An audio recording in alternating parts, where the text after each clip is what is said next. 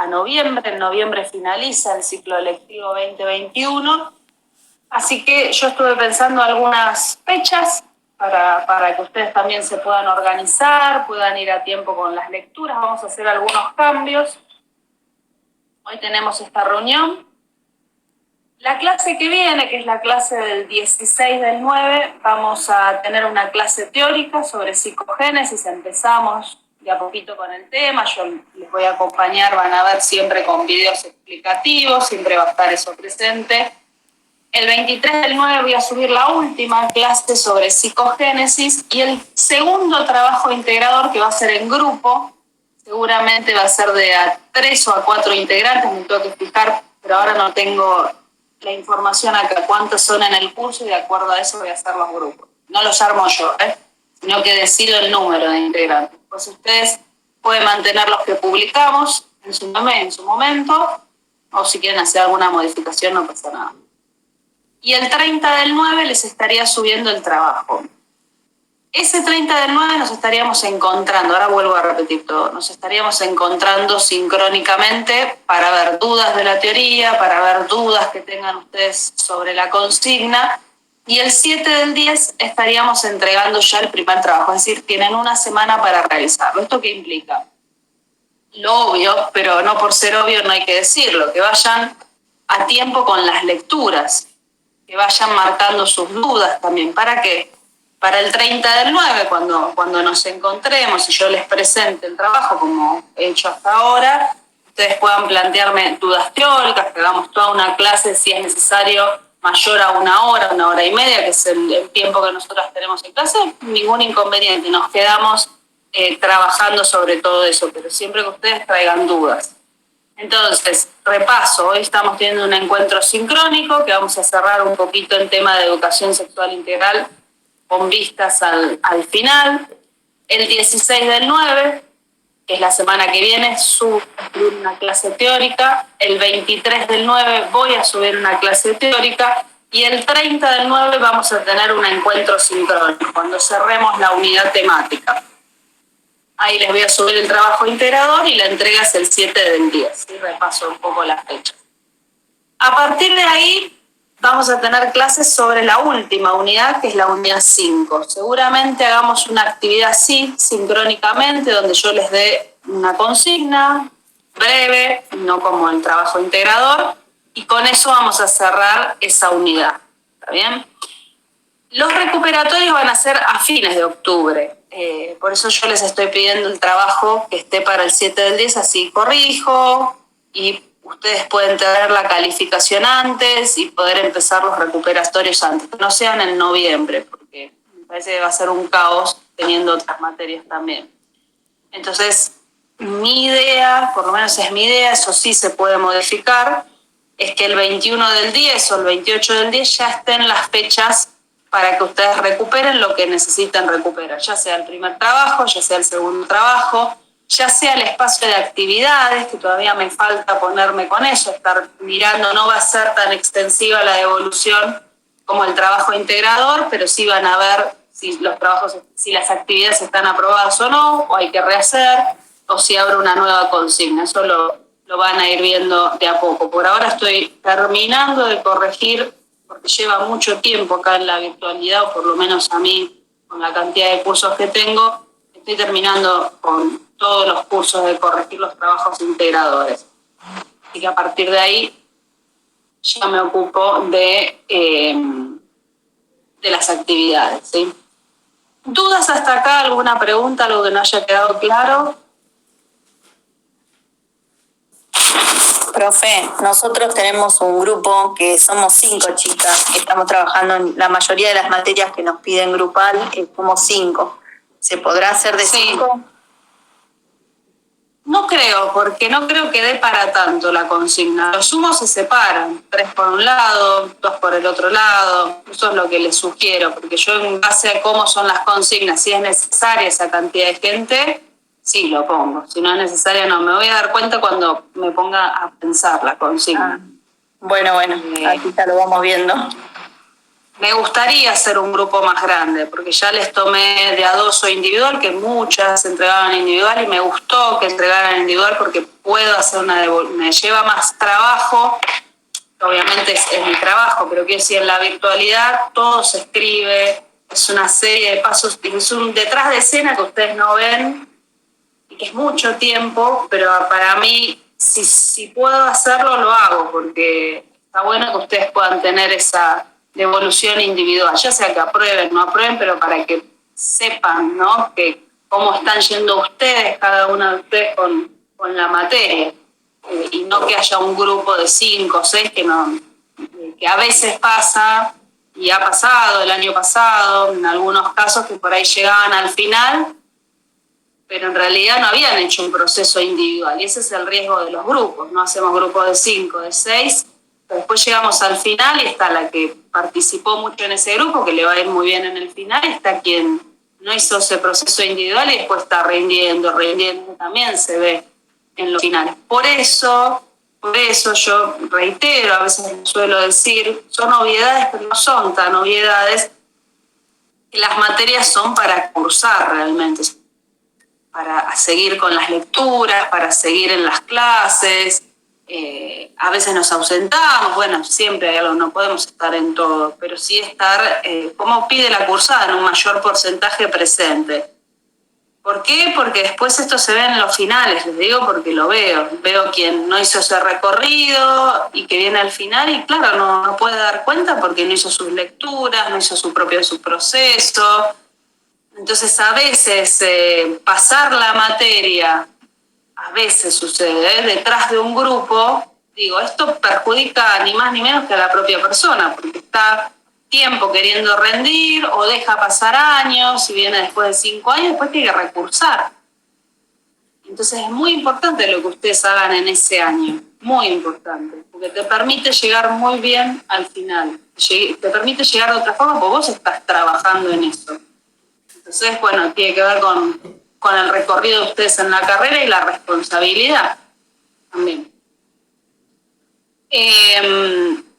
Algo más que les iba a decir, creo que sobre esto nada más. ¿Alguna otra duda? ¿Algo que quieran preguntar? Y a grandes rasgos, ¿cómo estuvo el trabajo de la ESI?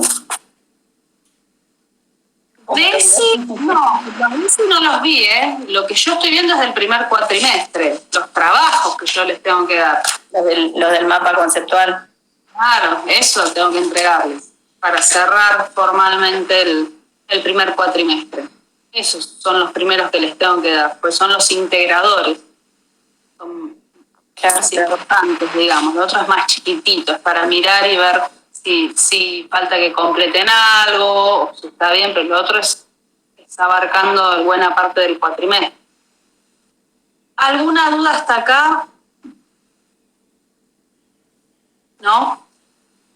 Bien, entonces, ahora vamos a ver un poquito para cerrar sobre educación sexual integral, que ustedes ya habían hecho varias actividades, estuvimos poniendo, yo quería fijarme acá, como no toda la computadora, el aula de ustedes. Quiero ver si pusieron algo. Yo les había puesto un espacio, acá hubo 2 compañeras que opinaron, si querían poner algunas preguntas, algunos intercambios. Acá hubo una compañera que hizo todo un desarrollo sobre el tema de la sexualidad, Sofía, no sé si Sofía estás acá, no sé si está, hizo todo un desarrollo sobre los conceptos que fuimos trabajando.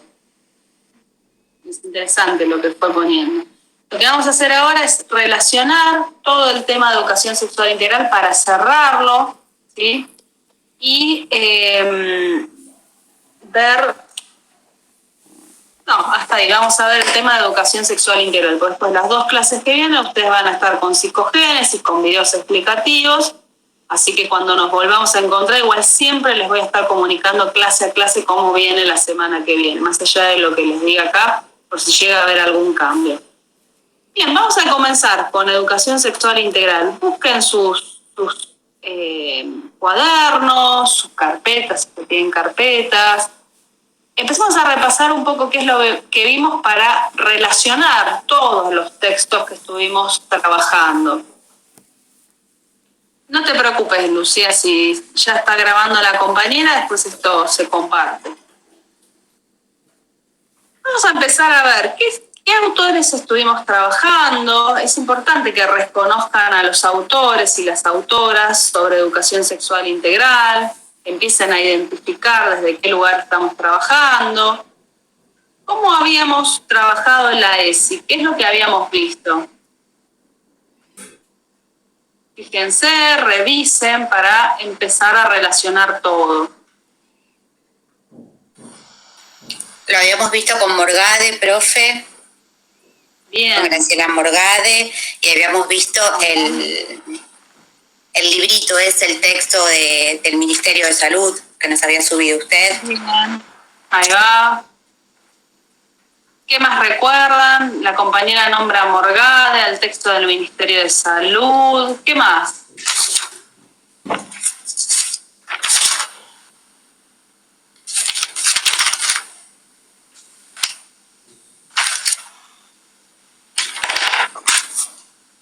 Las escucho, ¿eh? Voy a ir anotando quiénes están acá. Quiero saber. Fíjense, revisen y vamos charlando. Así vemos si saltan dudas en la conversación.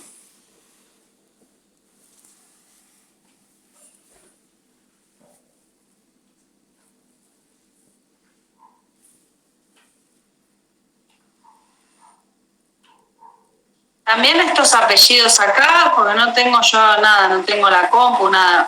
Mancilla, Guajardo, Ferrando, Rubilar, ¿está bien? Núñez, Zabaleta, La Torre, porque veo como dos nombres en algunos. Soy Balmaceda. ¿Cómo? Que soy Balmaceda. La Torre es mi hija. Ah, está. Buenísimo. Balmaceda. Después Rubilar, ¿está bien Rubilar? Sí, Rubilar Gabriela, profe. Rubilar Gabriela. Y Guajardo Elena. Bien. Ahí vamos. Listo. Bien, vamos a comenzar un poquito. Nosotros habíamos empezado viendo la ley, no se olviden de la ley, porque la ley nos permite ver, primero, que la ESI es un derecho para todos y todas. ¿Qué sería la ESI? La educación sexual. Es un derecho para los niños, para adolescentes, para adultos y adultas también, porque en el nivel superior hay contenidos para el nivel superior, para trabajar. Después que no se trabajen, esa es otra cuestión, pero los contenidos están. Al mismo tiempo habíamos visto desde el texto de Morgade, hago algunas revisiones para ir entrando en tema, habíamos visto los paradigmas en sexualidad y vimos que nosotras mayoritariamente habíamos estado atravesadas por qué tipo de paradigma. ¿Cuál era el paradigma por el cual estábamos atravesadas? El biologicista, profe. Bien, muy bien, el biologicista y el moralista también, ¿no? Podríamos agregar esos dos como centrales. ¿Qué recuerdan las características de ese paradigma biologicista? ¿Qué características tiene? ¿Qué es lo que hemos vivido en nuestras instituciones primarias, secundarias? Que lo que hablaba más era del aparato reproductor femenino, el aparato reproductor masculino y a lo mejor del cuidado, pero nada más, ¿no? Del placer, de todo lo demás que sí abarca la ESI. O sea, nada que ver. Por ejemplo, yo cuando iba a la secundaria no, me acuerdo solamente eso, el aparato reproductor femenino, masculino, y después que las chicas teníamos que usar toallita, y nada más, mucho más no me acuerdo. Bien, y en algunos casos supe que tenían que ocultar las toallitas, ¿no? Cuando venían a dar charlas era como un contrabando de tampones, toallitas, para que los varones, si era una institución con varones, esa era otra, ¿no? Para que los varones no supieran qué era lo que nos estaba pasando. Todo un misterio alrededor del propio cuerpo, alrededor de la sexualidad, la menstruación como algo que no había que nombrar, ¿no? Me vino, Claro, profe, yo lo nombré como una demonización de la menstruación. Está bueno eso, demonización de la menstruación, totalmente. ¿Por qué demonización? ¿Por qué no hay que mostrar la menstruación? ¿Qué es lo que pasa ahí? ¿Qué les parece? Porque a la mujer se la consideraba como un ser que tenía que ser correcto y limpio, y esa demonización de la menstruación hacía que se la viera sucia o fea o mal educada, no sé, a eso más o menos. Bien, muy bien. No creo mal educada, pero sí sucia. Totalmente, el tema de la suciedad. Si sos femenina, esta palabra, no tan presente, si sos femenina, la mujer femenina se perfuma, es limpia, es delicada. Entonces la menstruación no coincide con esto que digamos, la imagen que se transmite de esa mujer. Entonces no se nombra la menstruación. Recién ahora está empezando a nombrarse, a admitir, a no bajar la voz cuando necesitamos una toallita, o ahora que están las copitas, bueno, no vas a pedir una copita porque es muy personal, pero la toallita sí, ¿no? Ya empezamos, por lo menos en algunos sectores, a no bajar la voz cuando decimos, me vino, ¿no? Y ocultar esto que es propio de nuestro cuerpo, entender que es propio de nuestro cuerpo y que es vida, justamente, ¿no? Entonces, ahí vemos el paradigma biologicista, un paradigma que es importante ver que en el sistema educativo está desde sus inicios, es decir, desde 1884, cuando se inicia, y esto seguramente ustedes lo han visto, la ley 1420 con el nivel primario, bueno, desde 1884, desde la formalidad, tenemos este paradigma biologicista que está todavía vigente, pero que formalmente en el 2006, con la Ley de Educación Nacional, que es la que tenemos hoy en día vigente para los distintos niveles educativos, no con la ley, perdón, no con esa ley, pero en esa ley algo figura, sino con la ley 1420, me confundí, del 2006, a partir de ahí empieza a querer sacarse ese paradigma biologicista. Desde la ley lo tenemos, desde la práctica es lo que estamos tratando de llevar a cabo, ¿no? Y habíamos trabajado también el texto, acá estoy viendo lo que estuvimos trabajando, el texto de Croce. ¿Qué es lo que trabaja el texto de Croce? Es un texto extenso, pero es de fácil lectura, no es un texto complicado. ¿Y qué es lo que aborda la autora? Porque por algo lo estamos viendo, el texto de Croce sobre la socialización. ¿Qué recuerdan de lo que trabajamos ahí? ¿Qué es lo que dice el autor? Es un texto muy importante. A veces les preguntan en el final y si no está ese texto no podemos avanzar porque tiene conceptos muy centrales. Miren, revisen.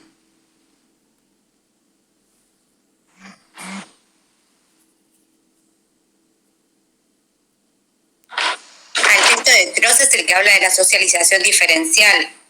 Exacto, de la socialización diferencial. Estaba probando si tenía... Sí, de la socialización diferencial. Claro, que hay, que se cría a los chicos, o sea, se les dice a los chicos cómo tiene que ser varón, que tiene que usar la ropa celeste, que la nena tiene que usar ropa rosada, bueno, los colores, los juguetes, con todo eso tiene que ver. Eso habíamos visto en el de Morgade, pero Croce, el ejemplo está bien lo que estás diciendo, pero vamos a tratar de recuperar la teoría de esta autora. Y ella habla de varias cuestiones. Dice que la socialización diferenciada por géneros es la base, es uno de los motivos de la violencia en el noviazgo y de la violencia hacia las mujeres fundamentalmente. Yo diría también de la violencia hacia las masculinidades disidentes, es decir, que no responden al modelo hegemónico de hombre, de macho. Entonces, ¿por qué es la base de la violencia? Y porque a través de la socialización vamos siendo educados y educadas en una concepción de género, ¿no? Femenino, masculino, de acuerdo a ciertas características. Y hay otras cuestiones que cita ella que son importantes, que son los mandatos culturales para el varón y en los mitos del amor romántico. Todo aprendido producto de la socialización diferenciada. Y va explicando lo que son los mitos del amor romántico, va explicando lo que son los mandatos culturales para los varones, qué se espera del varón cuando es varón, qué es lo que se espera de ellos, este peso cultural sobre los hombros también de los varones, de tener que cumplir con el deber ser de una cultura dominante todavía hoy en día y muy fuerte en algunos sectores de la sociedad, muy marcado todavía ese modelo de hombre heterosexual, viril, ¿no? Que necesita todo el tiempo probar su virilidad a través de distintas conductas, de distintas actitudes. Entonces ella va haciendo todo un desarrollo que por supuesto se los dejo a ustedes, pero para repasar lo que estuvimos trabajando, que nos sirve para entender por qué reproducimos este tipo de modelos todavía, porque lo tenemos en nuestra educación. Entonces, cuando vemos, y ahí entra a jugar el texto del Ministerio de Salud, cuando vemos una identidad de género que no responde a lo que estamos acostumbrados a ver, a percibir, a veces nos choca, a veces nos genera rareza.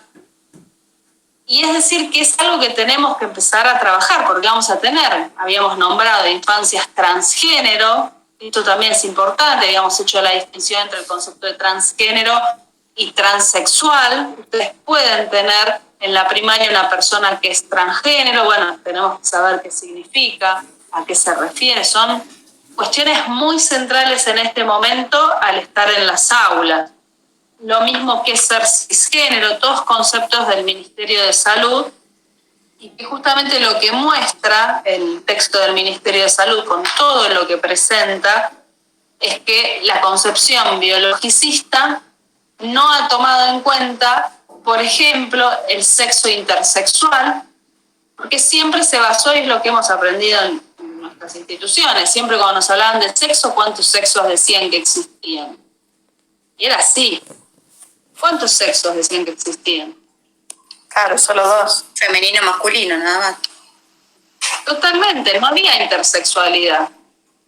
Solamente era, y te lo marcaban bien, femenino, masculino, veías todas las características de ese cuerpo, pero nunca veías el intersexual, porque también era asociado a lo raro, a lo monstruoso, a lo que había que corregir. Ha habido muchas personas, nenes, nenas, chiquititos, antes de tomar conciencia, que han sido intervenidos quirúrgicamente definiendo por sobre su voluntad por un sexo o por otro, para que no sean intersexuales. Complicado en términos de identidad, que antes de que vos te des cuenta alguien está decidiendo por vos, bueno, si es macho o es hembra, si es hombre o si es mujer. Es de una violencia alta, vista ya desde la actualidad, por supuesto. Y otro de los conceptos que nos da Croce es el de transgénero, también desde una concepción biologicista no es admitido, no es valorado, es visto como algo anormal. Y vuelvo a insistir con esto, cuando hemos estado en las instituciones educativas y hemos aprendido, tal vez no con ese nombre, identidad de género, pero todo el tiempo estaba en el aire, bueno, ¿qué géneros existen? Femenino, masculino, el otro es raro. Entonces, si un varón se pintaba las uñas o decidía dejarse el pelo largo, o una mujer decidía, y no solo hablar en pasado, hasta hace poco me comentó una compañera, ella la vi, que tenía el pelo cortito y que en la familia pensaban que era lesbiana, y con toda la carga puesta en el lesbianismo como negativo, ¿no? En la homosexualidad en general como algo negativo. Eso es una concepción biologicista. Es una concepción biologicista. Y también podemos ver la marca. Yo el otro día veía un video que está muy bueno. Si lo quieren ver, yo ahora no estoy con la compu, si no se los hubiese pasado. Se llama, se les pongo el nombre, es impactante. Por lo menos muchas se han sentido reflejadas cuando se los mostré, cuando estaba con la computadora. El video se llama, se los dejo escrito, no es un nombre difícil, pero lo dejo escrito acá, se llama Un Minuto. Y trata justamente sobre la historia de una mujer, que puede ser cualquier mujer, cualquiera de nosotras, y se ve lo que hacen todo el día. Está muy, muy bien hecho. Y se ve la ocupación de nuestro tiempo, es impresionante. Todo lo que hacemos en el hogar, y encima esa mujer trabaja por fuera del hogar. cómo aún así se sigue ocupando de todo, y que todo lleva tiempo, porque al mismo tiempo que se la ve haciendo cosas, se ve el reloj, cómo van pasando las horas, ¿no? ¿Y esto qué es lo que nos muestra? Porque uno podría decir, bueno, pero ¿qué tiene que ver esto con la institución educativa? ¿Qué tiene que ver esto con nuestro rol de docente? Y tiene mucho que ver, porque en esa vida, en esa mujer, se ve en lo que hace, en lo que no puede hacer también, en la marca de la educación sexual biologicista. Claramente se ve eso. Cómo ella fue educada de una forma tal que no cuestiona cómo todo el día se está ocupando de las tareas de miles de personas, hasta del propio marido, de la propia pareja, cuando los dos trabajan, insisto, cuando los dos trabajan por fuera del hogar, porque en la casa es trabajo, y vaya si es trabajo en la casa. Pero aparte de trabajar en la casa, ella trabaja afuera, como el marido. Pero ¿quién se ocupa de todo lo que implica la tarea del hogar? Porque es muchísimo. Ella.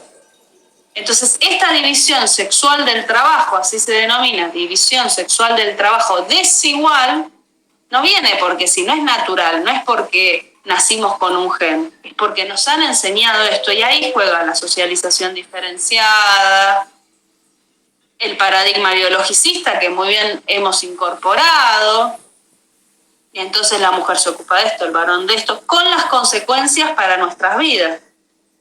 Es fuerte empezar a ver esto, porque siempre estamos cuidando a otros, siempre.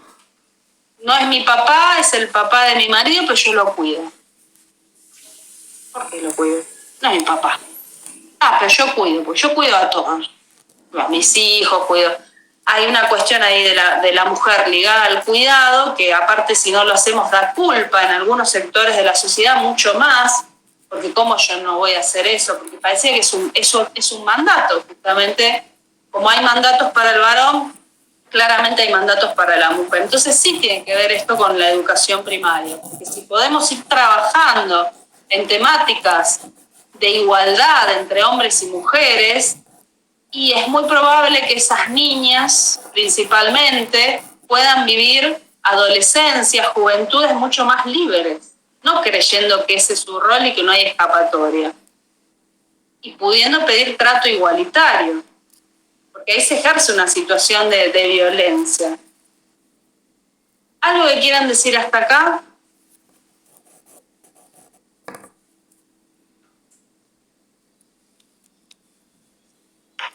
No, profe.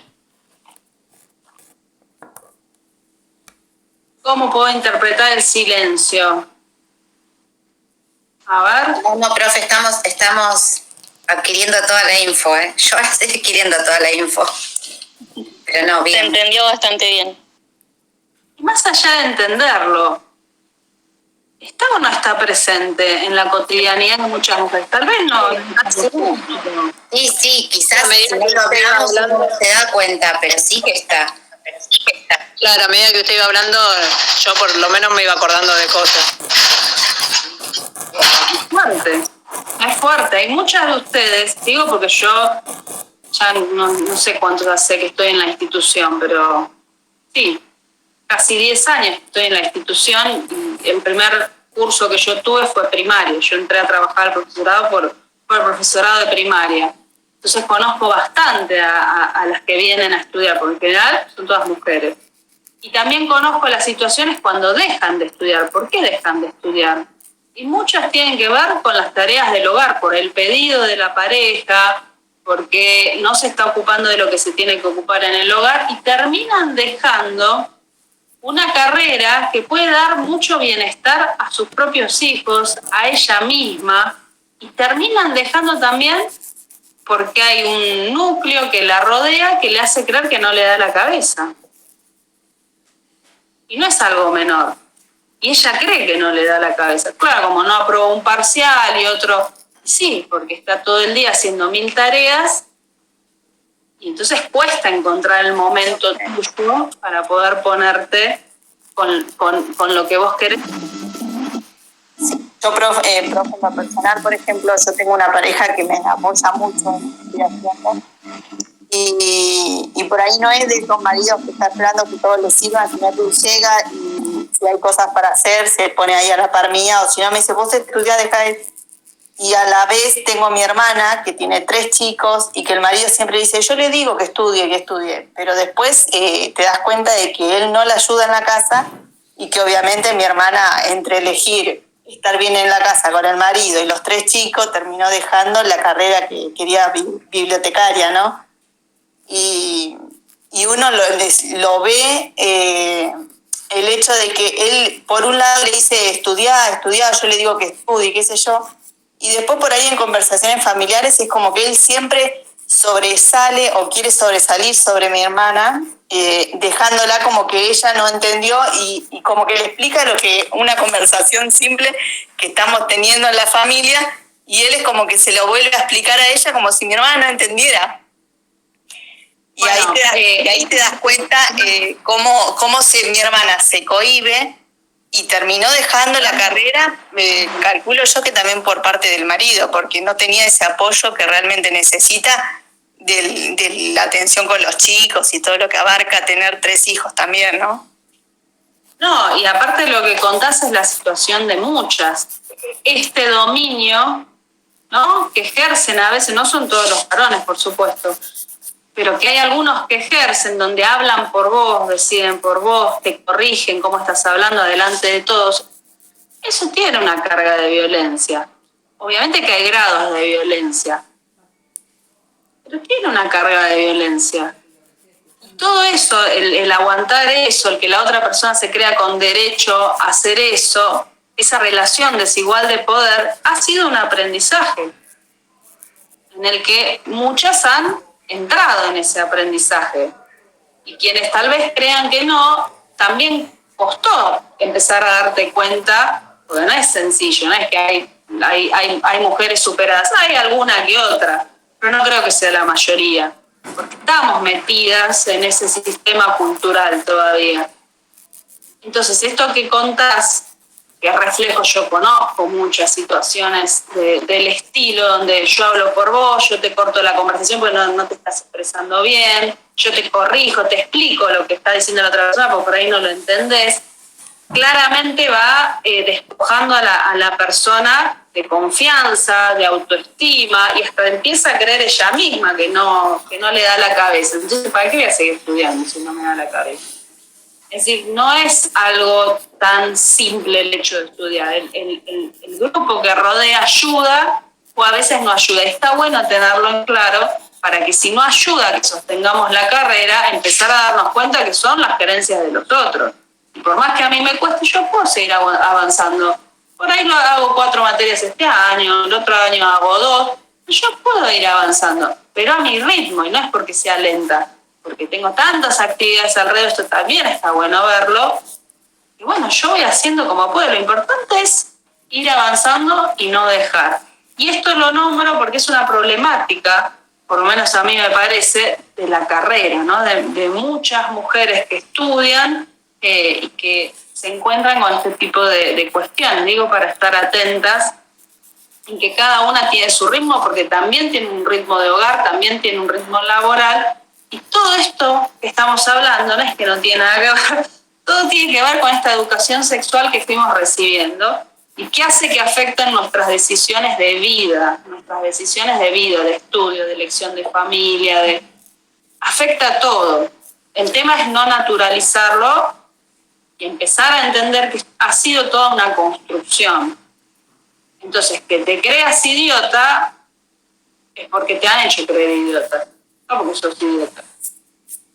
Y estas cositas me parecen centrales como educadoras, después ayudar al otro, a la otra, a que no se sienta menos porque hay alguien que le dice que vos no servís para nada. Y esto es educación sexual también, porque ustedes pueden trabajar en primaria. El acoso entre pares, esto es educación sexual. Cuidado del cuerpo del otro. La educación sexual es cuidado. Es trabajar las relaciones en el noviazgo, en primaria también. Es trabajar el tema del embarazo y no solo el anticonceptivo. No solo el anticonceptivo, poder decir que no ante ciertas situaciones, enseñarles a que no haya secretos, que comuniquen, enseñarles lo que pasa en las redes sociales, grooming, sextorsión, sexting, adultos que se hacen pasar por menores para engañar. Todo esto es tema de educación sexual. Y es importante que ustedes lo puedan trabajar cuando estén ejerciendo en algún momento del año, porque algo surgió y pasó, entonces lo puedo trabajar. Bueno, es esto, ¿no? La educación sexual. Les comento algo y con esto cerramos. Estoy viendo la posibilidad, me lo han dicho mis compañeras, cuando llegue el momento les voy a comunicar, de armar algún Instagram que quede abierto y poder comunicar documentos que me lleguen para poder trabajar estas temáticas en el aula. Estoy pensando, todavía no me pude poner con eso, para cada vez que sea más masivo. Obviamente que hay muchos sitios, pero yo digo, bueno, pensaba ya que lo trabajo en las cátedras, poder socializar un poco más lo que me va llegando a mí también sobre esta temática, ¿no? Para poder ir haciendo redes.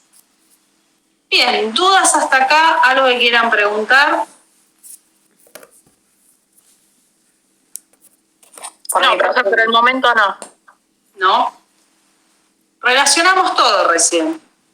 Lo vimos desde lo histórico, lo vimos desde la actualidad, vimos cómo podemos ver el producto de esa educación sexual en nuestros cuerpos, en nuestras decisiones, que esto empieza desde la más temprana infancia.